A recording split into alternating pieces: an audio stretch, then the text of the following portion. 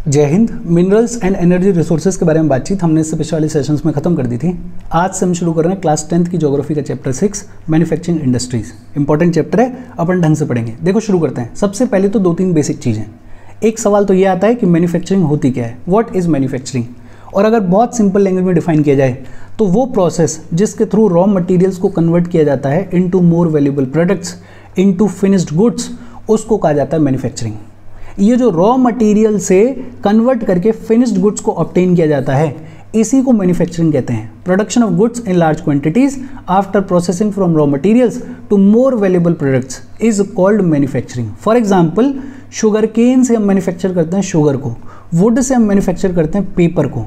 ये जो प्रोसेस है जिसके थ्रू रॉ मटेरियल्स को कन्वर्ट किया जाता है इनटू मोर वैल्यूएबल प्रोडक्ट्स, इसको कहा जाता है मैन्युफैक्चरिंग। दूसरा, अपन ने 3 टाइप की एक्टिविटीज़ पढ़ी हैं। एक होती है प्राइमरी एक्टिविटी, दूसरी होती है सेकेंडरी एक्टिविटी और तीसरी होती है टर्शरी एक्टिविटी।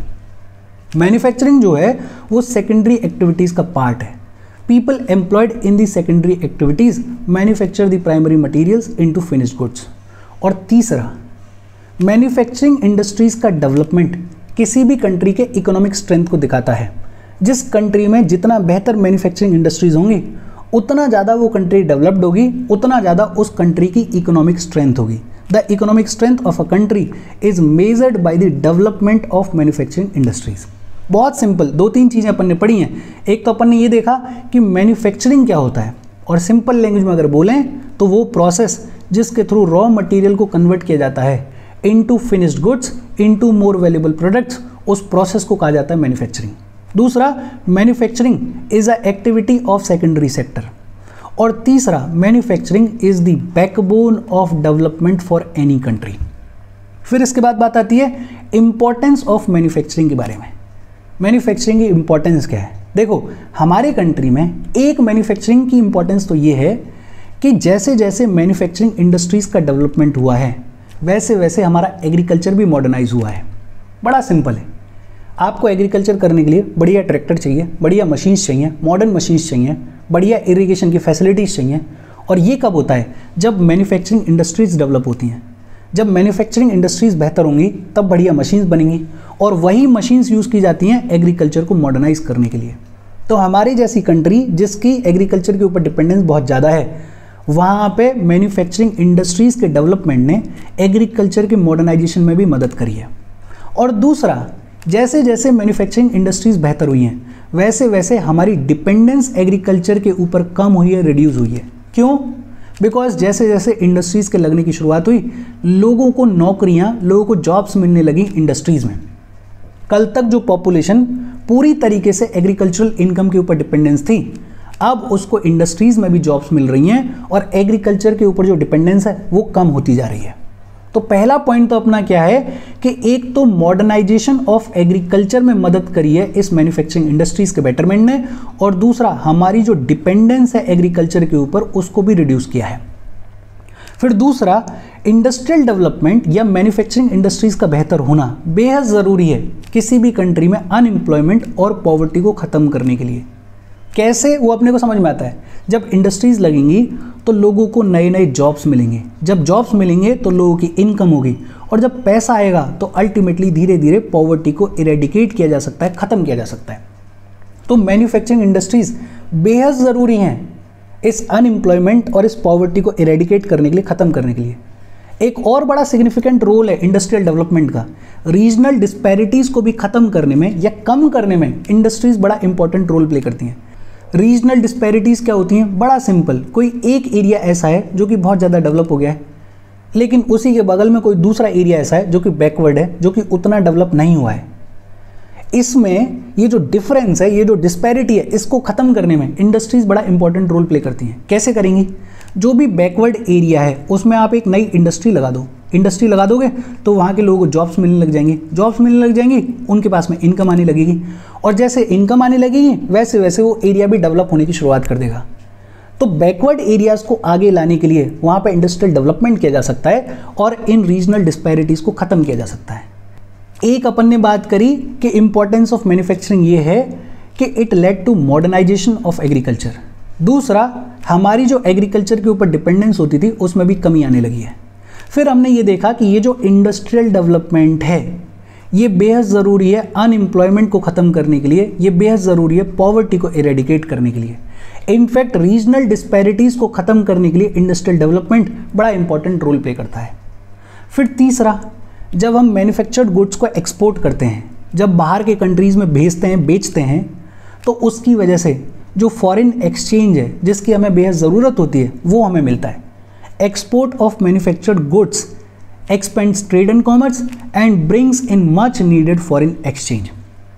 और चौथा, ये अपन बात कर ही रहे थे कि किसी भी कंट्री में मैन्युफैक्चरिंग इंडस्ट्री या industrial development is the backbone of development.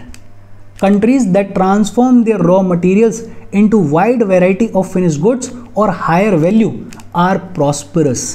India's prosperity lies in increasing and diversifying its manufacturing industries as quickly as possible. जो कंट्री जितना ज़्यादा मैन्युफैक्चरिंग करेगी वो उतना ज़्यादा इकोनॉमिकली डेवलप्ड होगी, और जो कंट्री जितना ज़्यादा इकोनॉमिकली डेवलप्ड होगी उसके पास में उतने ज़्यादा चांसेस हैं खुद के पॉपुलेशन को प्रॉस्परस बनाने के लिए। फॉर एग्जांपल चाइना में सबसे ज़्यादा मैन्युफैक्चरिंग है और इसीलिए चाइना इतने रैपिड रेट पर ग्रो कर रहा है। हालांकि अपन डिबेट कर सकते हैं कि वहाँ पे डेमोक्रेसी जैसा सिस्टम नहीं है, बट हाँ वो डिबेट्स हैं। बट इकोनॉमिक टर्म्स में देखें तो मैन्युफैक्चरिंग इंडस्ट्रीज़ की वजह से चाइना आज की डेट में बहुत रैपिडली ग्रो कर रहा है। देखो अपन ने बेसिक सिंपल बातचीत की है। एक तो अपन ने ये देखा कि मैन्युफैक्चरिंग क्या होती है, ये जो प्रोसेस है रॉ मटेरियल से फिनिश्ड गुड्स को बनाने की उसको बोलते हैं manufacturing. Manufacturing is a activity of secondary sector, और मैन्युफैक्चरिंग डेवलपमेंट का बैकबोन है। किसी भी कंट्री की इकोनॉमिक स्ट्रेंथ जो है वो मैन्युफैक्चरिंग इंडस्ट्री के डेवलपमेंट के ऊपर डिपेंड करती है। दूसरा हमने बात की इंपॉर्टेंस ऑफ मैन्युफैक्चरिंग के बारे में। अगर सिंपल लैंग्वेज में बोलें तो पहली इंपॉर्टेंस क्या है? पहली इंपॉर्टेंस ये है कि हमारा जो एग्रीकल्चर है उसको मॉडर्नाइज करने में बड़ा इंपॉर्टेंट रोल प्ले किया है मैन्युफैक्चरिंग इंडस्ट्रीज़ ने। फिर हमारी जो डिपेंडेंस हुआ करती थी एग्रीकल्चर के ऊपर उसको भी रिड्यूस करने में ये जो इंडस्ट्रीज़ हैं, ये जो मैन्युफैक्चरिंग इंडस्ट्रीज़ हैं, इन्होंने बड़ी मदद करी है। दूसरा इसका फ़ायदा क्या है? अनएम्प्लॉयमेंट को अगर ख़त्म करना है, पॉवर्टी को अगर ख़त्म करना है तो इंडस्ट्रियल डेवलपमेंट बेहद ज़रूरी है। रीजनल डिस्पैरिटीज़ को ख़त्म करने के लिए भी इंडस्ट्रियल डेवलपमेंट की बड़ी इंपॉर्टेंट नीड है, बड़ा इंपॉर्टेंट रोल है। तीसरा, जब हम मैन्युफैक्चरिंग करते हैं और गुड्स का एक्सपोर्ट करते हैं तो फॉरेन एक्सचेंज हमें मिलता है जो कि हमारे इकोनॉमिक स्ट्रेंथ को मजबूत करता है, हमारी स्थिति को मजबूत करता है। और चौथा, it is the backbone of development, ये अपने को समझ में आता है। अच्छा, फिर इसके बाद बात की गई है बहुत छोटी छोटी चीज़ों के बारे में। एक तो ये कि ये जो हमारा एग्रीकल्चर है और जो हमारी इंडस्ट्रीज़ हैं ये दोनों एक दूसरे से अलग नहीं हैं, they move hand in hand.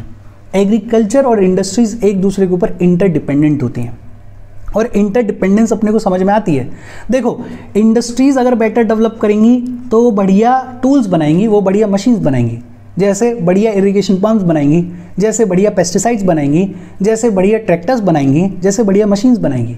और जब बढ़िया मशीन्स बनेंगी तो एग्रीकल्चर में यूज़ होंगी और उसकी वजह से एग्रीकल्चर मॉडर्नाइज होगा।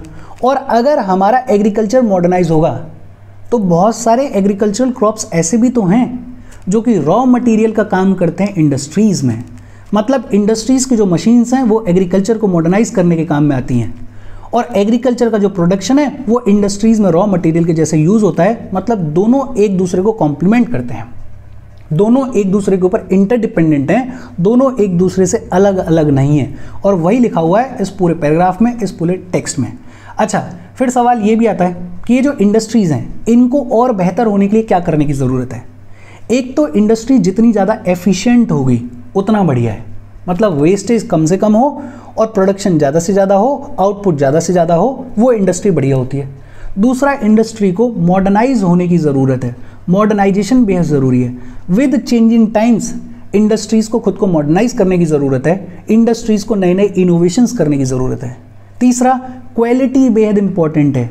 भाई वो इंडस्ट्री सक्सेसफुल होगी जहाँ पे एक्सीलेंट क्वालिटी का प्रोडक्ट मिलेगा। अगर क्वालिटी उतनी बेहतर नहीं होगी तो बट ऑब्वियस सी बात है कि लोग उस इंडस्ट्री की तरफ अट्रैक्टेड नहीं होंगे। और चौथा, इंडस्ट्रीज़ को ज़रूरी है कि वो सेल्फ सफिशिएंट बनने की कोशिश करें। जिस इंडस्ट्री की डिपेंडेंस जितनी ज़्यादा होगी किसी दूसरे इंडस्ट्री के ऊपर वो उतना ही कम सक्सेसफुल होगी या उतना ही ज़्यादा डिपेंडेंट तो होगी ही। सेल्फ सफिशिएंट इंडस्ट्री अगर होगी जो किसी और इंडस्ट्री पर डिपेंडेंट नहीं है वो ज़्यादा ग्रो कर सकती है, बिकॉज वो अपने हिसाब से चीज़ों को प्लान कर सकती है। तो ये पैराग्राफ आप पढ़ लेना, लेकिन इसका सार ये है कि इंडस्ट्रीज़ को एफिशिएंट होने की ज़रूरत है, मॉडर्नाइज होने की ज़रूरत है, एक्सीलेंट क्वालिटी के ऊपर फोकस करने की ज़रूरत है और सेल्फ सफिशिएंट होने की ज़रूरत है। तभी आज के कॉम्पिटिटिव एनवायरनमेंट में, आज के ग्लोबलाइज्ड एनवायरनमेंट में इंडस्ट्रीज़ सक्सेसफुल हो सकती हैं, अदरवाइज तो बहुत दिक्कत हो जाएगी। अच्छा, जिन लोगों के पास में एनसीईआरटी का पुराना वाला एडिशन है, उनको एक टॉपिक और मिलेगा, इंडस्ट्रियल लोकेशन। इस वाले एडिशन में इस टॉपिक को हटा दिया गया है, लेकिन अपन इंडस्ट्रियल लोकेशन के बारे में बहुत ब्रीफली बात कर लेते हैं, बिकॉज यूपीएससी में काम आता है। देखो, किसी भी इंसान को अगर इंडस्ट्री लगानी है तो वो किन फैक्टर्स को कंसिडर करेगा, किन चीज़ों को ध्यान में रख के वो इंडस्ट्री लगाएगा। एक तो लैंड होता है, लैंड कि मतलब सस्ती और बढ़िया ज़मीन मिल जाए, जितनी ज़मीन उसको चाहिए उतनी ज़मीन उसको मिल जाए। दूसरा लेबर, कोई भी ऐसी जगह जहाँ पे चीप और स्किल्ड लेबर नहीं होगी, वहाँ पे कोई भी इंसान इंडस्ट्री लगाना नहीं चाहेगा। तो लैंड के साथ साथ एक ऐसी जगह जहाँ पे लेबर की अवेलेबिलिटी भी हो। तीसरा कैपिटल, भाई पैसा तो बहुत ज़रूरी है, पैसा ही अगर नहीं होगा तो फिर तो दिक्कत हो जाएगी। चौथा एंटरप्रेन्योरशिप, एंटरप्रेन्योरशिप को अपन ऐसे बोल सकते हैं कि स्किल्ड माइंड्स, ऐसे लोग जो पूरे इंडस्ट्री के लिए प्लान कर सकें, उसके लिए कामकाज कर सकें, ऐसे लोग जो कि मॉडर्न वेज में इंडस्ट्रियल डेवलपमेंट को सोच सकें। इन तीनों चारों चीज़ों को, लैंड, लेबर, कैपिटल, एंटरप्रेन्योरशिप, इसको बोलते हैं फैक्टर्स ऑफ प्रोडक्शन। क्या बुलाते हैं इसको? Factors of production. इसके अलावा और भी चीज़ें इंपॉर्टेंट हैं, जैसे रॉ मटेरियल अवेलेबल है या नहीं है। अब फॉर एग्जांपल इंडस्ट्री है मान लो 5000 किलोमीटर दूर रॉ मटेरियल से, तो उस इंडस्ट्री को नुकसान होगा। कोई भी इंसान वहाँ पर इंडस्ट्री लगाना चाहता है जहाँ पे रॉ मटेरियल की अवेलेबिलिटी होती है। दूसरा, मार्केट भी होना चाहिए। भाई आप इंडस्ट्री लगा दो, लेकिन उस सामान को बेचने के लिए कोई मार्केट ना हो तो भी दिक्कत वाली बात है।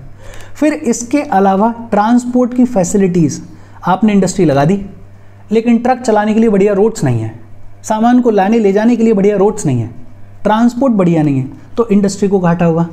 इसके अलावा पावर सप्लाई, हमारे कंट्री में ये बड़ा प्रॉब्लम है कि पावर सप्लाई जो है वो कांस्टेंट नहीं है, कभी लाइट आ रही है, कभी लाइट जा रही है, और उसकी वजह से इंडस्ट्रीज़ को बड़ा हैवी लॉस होता है। और एक जो बड़ी इंपॉर्टेंट चीज़ है, फेवरेबल गवर्नमेंट पॉलिसीज़, सरकार की पॉलिसीज़ फेवरेबल होनी चाहिए। कोई भी इंडस्ट्री लगाने वाला इंसान वहाँ इंडस्ट्री नहीं लगाएगा जहाँ पे सरकार उसको एक्सप्लॉइट कर रही है, उससे उल्टे सीधे चार्जेस कलेक्ट कर रही है, उसके ऊपर उल्टे सीधे टैक्सेस लगा रही है। इंडस्ट्रियलिस्ट को चाहिए कि सरकार की जो पॉलिसीज़ हैं वो फेवरेबल हों, बिकॉज जो आदमी इंडस्ट्री लगा रहा है वो भी तो आपके लिए काम कर रहा है, वो भी तो आपके किसी एरिया को, रीजन को डेवलप करने के लिए काम कर रहा है। भाई किसी बैकवर्ड एरिया में किसी ने इंडस्ट्री लगाई, उस इंडस्ट्री की वजह से उस बैकवर्ड एरिया में जॉब्स आएंगे तो वहाँ के लोगों की ज़िंदगी बेहतर होगी। तो इंडस्ट्रियलिस्ट को भी बदले में क्या चाहिए कि गवर्नमेंट की जो पॉलिसीज़ हैं वो फेवरेबल हों। और अगर एक लाइन में इस सब को सम अप किया जाए तो इंडस्ट्रियलिस्ट को चाहिए लीस्ट कॉस्ट, कि भैया सस्ते से सस्ता काम कहाँ पे हो सकता है, प्रॉफिट ज़्यादा से ज़्यादा हो, कम से कम पैसा लगा के ज़्यादा से ज़्यादा आउटपुट मिल जाए। इंडस्ट्रियलिस्ट को कोई फ़र्क नहीं पड़ता कि आप लैंड के ऊपर लगवा रहे हो या ओशन के बीच में लगवा रहे हो इंडस्ट्री को, मुझे तो प्रॉफिट मिल जाए, कम से कम खर्चा आए मेरा और ज़्यादा से ज़्यादा प्रॉफिट हो। ये जो टॉपिक है इसको अब ये जो प्रेजेंट एडिशन चल रहा है एनसीईआरटी का उसमें हटा दिया गया है, लेकिन हाँ पुराने एडिशन वाली किताबों में ये टॉपिक दे रखा है। अच्छा, फिर इसके बाद बात आती है क्लासिफिकेशन ऑफ इंडस्ट्रीज़ के बारे में। और इंडस्ट्रीज़ को कई बेसिस पे क्लासिफाई किया गया है। एक क्लासिफिकेशन है on the basis of raw material sources, कि रॉ मटेरियल कहाँ से आ रहा है, और उसके बेसिस पे इंडस्ट्रीज़ दो टाइप की होती हैं। एक होती हैं एग्रो बेस्ड इंडस्ट्रीज़ और दूसरी होती हैं मिनरल बेस्ड इंडस्ट्रीज़। जैसे cotton, woollen, jute, silk, T, coffee, ये सारी चीज़ें एग्रीकल्चर में प्रोड्यूस की जाती हैं, फार्म्स में प्रोड्यूस की जाती हैं, और जब इनको इंडस्ट्री में भेजा जाता है एज अ रॉ मटेरियल तो उन इंडस्ट्रीज़ को बुलाया जाता है एग्रो बेस्ड इंडस्ट्रीज़। दूसरी होती है मिनरल बेस्ड इंडस्ट्रीज़, जिनका रॉ मटेरियल का सोर्स है आयरन एंड स्टील, सीमेंट वगैरह, एल्यूमिनियम वगैरह। तो रॉ मटेरियल का सोर्स क्या है, उसके बेसिस पर इंडस्ट्रीज़ दो टाइप की हैं। एक तो एग्रो बेस्ड, जहाँ एग्रीकल्चर से रॉ मटेरियल आ रहा होता है, और दूसरी होती है मिनरल बेस्ड, जहाँ मिनरल्स जो हैं वो रॉ मटेरियल के जैसे यूज़ किए जाते हैं। दूसरा on the basis of main role, main role के बेसिस पे एक होती हैं बेसिक या फिर की इंडस्ट्रीज़। बेसिक या फिर की इंडस्ट्रीज़ वो होती हैं जिनका प्रोडक्ट जो है वो रॉ मटेरियल के जैसे सप्लाई किया जाता है किसी और इंडस्ट्री में। फॉर एग्जाम्पल, आपने कोई एल्यूमिनियम की स्मेल्टिंग करी, या आपने आयरन एंड स्टील या कॉपर की स्मेल्टिंग करी, आपने फिनिश्ड गुड नहीं बनाया, आपने आयरन को तैयार किया, आपने स्टील को तैयार किया, और आयरन और स्टील को आप भेजोगे किसी दूसरे इंडस्ट्री में। अब वो जो दूसरा इंडस्ट्री है वो स्टील से बर्तन बनाएगा, वो जो दूसरा इंडस्ट्री है वो हो सकता है आयरन की कोई नेल बनाए, कुछ बनाए, फिनिश्ड गुड बनाए। बेसिक और की इंडस्ट्रीज वो हैं जिनका प्रोडक्ट किसी दूसरे इंडस्ट्री में रॉ मटेरियल के जैसे यूज होता है, और वो इंडस्ट्रीज जहां पे अल्टीमेटली फिनिश्ड गुड्स बनते हैं उनको बुलाया जाता है कंज्यूमर इंडस्ट्रीज। देखो, रॉ मटेरियल के बेसिस पे एक होती है एग्रो बेस्ड और दूसरी होती है मिनरल बेस्ड। मेन रोल के बेसिस पे एक होती है बेसिक या फिर की इंडस्ट्रीज, वो इंडस्ट्रीज जिनका प्रोडक्ट किसी दूसरे इंडस्ट्री में रॉ मटेरियल के जैसे यूज किया जाता है, और दूसरी होती है कंज्यूमर इंडस्ट्रीज जिनका प्रोडक्ट फिनिश्ड गुड होता है जो कि सीधे सीधे कंज्यूमर को बेचा जाता है, उनको बोलते हैं कंज्यूमर इंडस्ट्रीज। फिर तीसरा बेसिस है on the basis of capital investment, और कैपिटल इन्वेस्टमेंट के बेसिस पे एक हो सकती है स्मॉल स्केल इंडस्ट्रीज, छोटी इंडस्ट्रीज जिनमें कम पैसा लगा है, जिनमें इन्वेस्टमेंट उतना ज़्यादा नहीं लगा है, और एक हो सकती है लार्ज स्केल इंडस्ट्रीज जिनमें इन्वेस्टमेंट बहुत ज़्यादा होता है। जो स्मॉल स्केल इंडस्ट्रीज होती हैं उनका जो मैक्सिमम इन्वेस्टमेंट का लिमिट है वो होता है 1 करोड़ रुपया। हालांकि ये एनसीईआरटी में लिखा हुआ है, बट ये जो लिमिट है ये चेंज होती रहती है। सरकार नई पॉलिसी लेकर आती है और उसके हिसाब से डिसाइड करती है कि कौन सी इंडस्ट्री छोटी है, कौन सी इंडस्ट्री बड़ी है। एमएसएमई आपने टर्म सुना होगा, वो चलता ही है। बट हाँ, फिलहाल के लिए इतना याद रख सकते हैं कि वो इंडस्ट्रीज जिनमें इन्वेस्टमेंट कम होता है, 1 करोड़ से कम का होता है, उनको बोलते हैं स्मॉल स्केल इंडस्ट्रीज, और जिनमें 1 करोड़ से ज़्यादा का इन्वेस्टमेंट होता है, कैपिटल लगता है, उनको बोलते हैं लार्ज स्केल इंडस्ट्रीज। फिर तीसरा क्लासिफिकेशन है on the basis of ownership. Ownership के बेसिस पे एक होती है पब्लिक सेक्टर इंडस्ट्रीज। ऐसे इंडस्ट्रीज जिनको गवर्नमेंट एजेंसीज ओन करती हैं, ऑपरेट करती हैं, उनको बोलते हैं पब्लिक सेक्टर इंडस्ट्रीज, जैसे भेल है, जैसे सेल है। दूसरी होती हैं प्राइवेट सेक्टर इंडस्ट्रीज। ऐसी इंडस्ट्रीज जिनको प्राइवेट इंडिविजुअल्स या प्राइवेट ग्रुप्स ओन करते हैं, ऑपरेट करते हैं, जैसे टिस्को है, जैसे बजाज ऑटो है।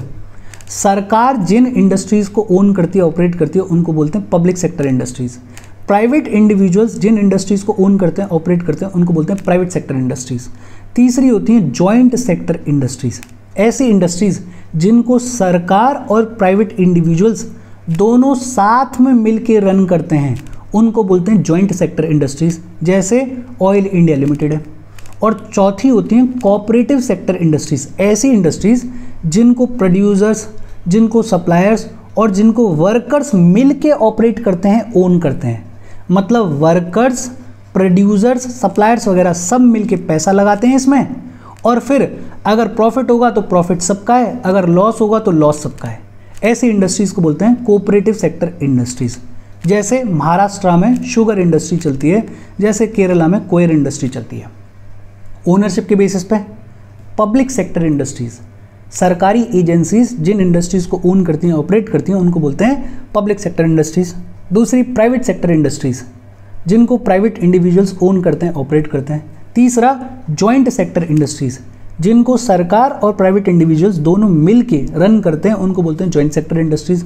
और चौथा कोऑपरेटिव सेक्टर इंडस्ट्रीज जिनको वर्कर्स, प्रोड्यूसर्स, सप्लायर्स वगैरह सब मिल के ओन करते हैं और ऑपरेट करते हैं, उनको बोलते हैं कोऑपरेटिव सेक्टर इंडस्ट्रीज। फिर चौथा बेसिस है on the bulk and weight of raw material and finished goods.